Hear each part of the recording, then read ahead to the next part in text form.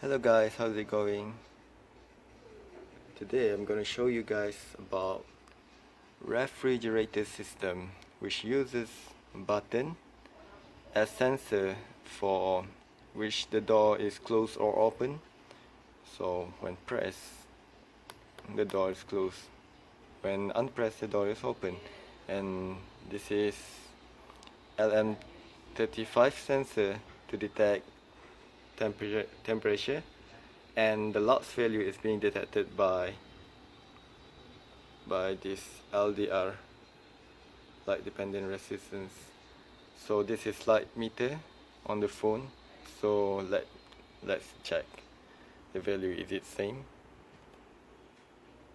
So there it goes.